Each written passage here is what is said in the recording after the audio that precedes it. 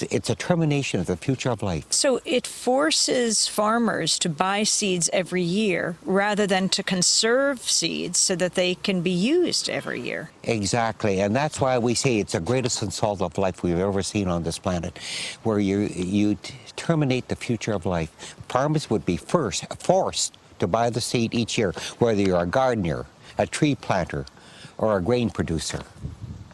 And then another one, farmers, or freedom to exchange seeds should be protected. And one of the reasons for that is that in the seed industry, we say that one glove does not fit all. My wife and I were developing seeds and plants suitable for our local climatic and soil conditions, but we probably would have went to Montana or to the next province or 200 miles away. Climatic conditions are different, soil conditions are different, and that's why the farmers should always have the right to develop seeds and plants suitable for their own conditions. And that should never, ever be taken away, because we would lose the biodiversity of our seeds and plants. And then farmers should have the right for their land and to be free of genetic contamination. And how far have you gotten with these principles? Do you feel like in the world, independent farmers are losing ground or gaining? I mean, is Monsanto gaining strength or losing? Well, to answer that, I think that on the 4 crops that were introduced in 1996, which was maize or corn, soybeans, cotton, especially in Canada, canola, is that it would be very difficult to find a way, and scientists say they don't know if it ever can be recalled back out of the environment.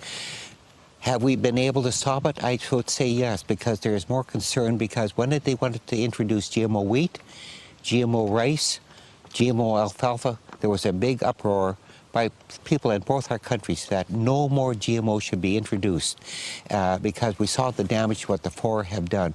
So that's why it's so important.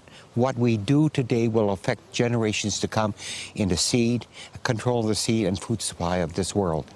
Finally, you now travel around the world. I mean, you were a member of the Saskatchewan legislature, 67 to 71. You were the mayor of your hometown of Bruno in Saskatchewan.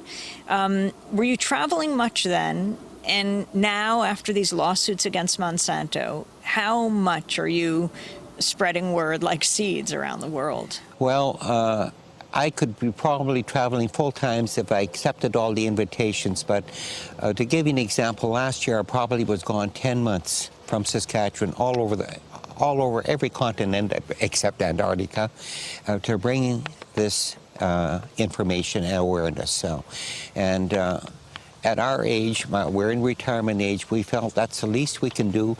And one of the other reasons that we look at it is, as I mentioned before, the future generation. My wife and I, 15 grandchildren, 3 great-grandchildren. And then we look at what kind of a future are we going to leave for them. And another thing that we're very concerned about is how much of the funding for our research and our university now comes from corporations. And that really scares me, because we know that if the funding is applied to these universities and land-grant colleges in the United States, how much control will the companies then have over our university? So what kind of a future? My wife and I have 6 grandchildren in the university right now. What kind of future will they have if their academic freedom is controlled? And we don't want to see that. A scientist should be free to express and release the findings that he develops or finds. Has Monsanto dared to take you on again? They've threatened us many times. How do they threaten you? I'll give you an example. My wife and I were speaking in the Parliament in Cape Town in South Africa. And coming out of the assembly, one of Monsanto's representatives from Johannesburg ran face-to-face into us. And he lost his cool. And he said to my wife and myself, and he shook his fist in our face and said, "Nobody stands up to Monsanto. We are going to get both of you somehow, someday, and destroy you both."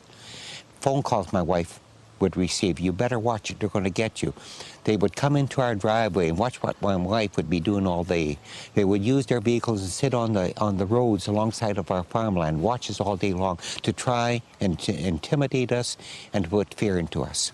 So what keeps you going?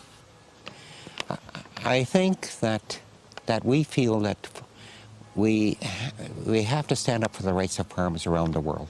All my life I've been in agriculture and worked for agricultural policies and laws, that we feel that a farmer should never ever lose the rights to seeds or plants. Because if we do, we're going to be back to a serf system, we're going to be back to a feudal system that our forefathers, our grandfathers left countries in Europe many years ago to get away from. Now in less than 100 years we've come full circles where the control is not by kings or lords or barons, but now it's corporations.